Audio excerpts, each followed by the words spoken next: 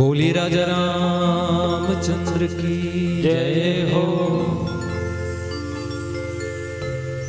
आमा के रुखवा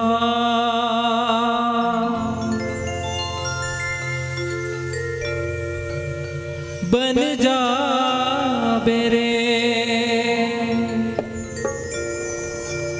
गोंदा के फुलवा बन जा बेरे आमा के रुखवा बन जा बे गोंदा के फुलवा बन जा बे।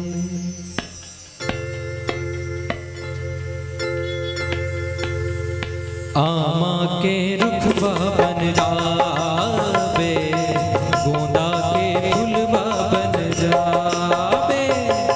आमा के रुखवा बन जाबे गोंदा के फुलवा बन जाबे। हके मादे कोनो तिर माया है, हके मादे कोनो तिर माया है, जी भर के सेवा बजाबे। आमा के रुखवा बन जाबे गोंदा के फुलवा बन जाबे। आमा के रुखवा बन जाबे गोंदा के फुलवा बन जाबे।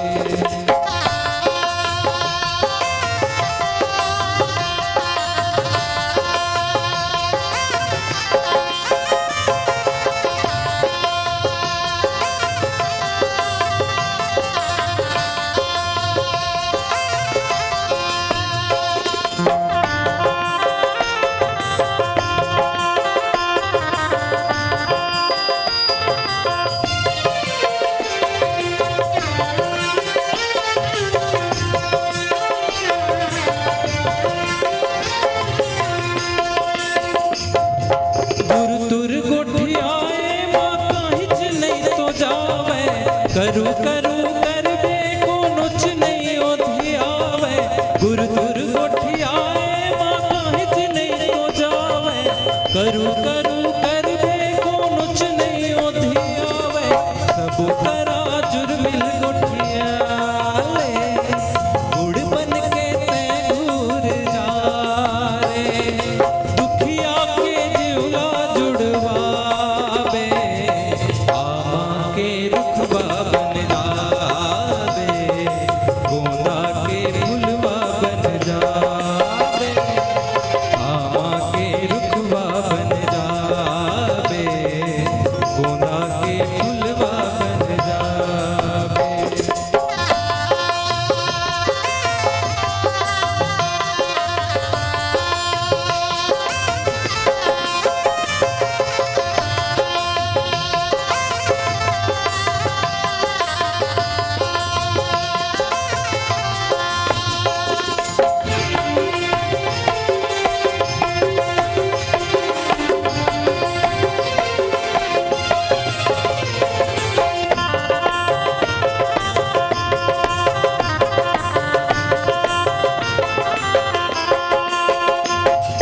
कोयली के बोली सबों के मन भावे। कौआ के बोली कोनुच नहीं सुहावे। कोयली के बोली सबों के मन भावे। कौआ के बोली कोनुच नहीं सुहावे। कड़े हुई जौन काटबोते सज्जन हाँ सबके मैल धोते। गंगा कस निर्मल होई जाबे। आमा के रुखवा बन जाबे गोंदा के फुलवा बन जाबे। आमा के रुखवा बन जाबे गोंदा के फुलवा बन जाबे। हके मादे कोनो तिर माया है, हके मादे कोनो तिर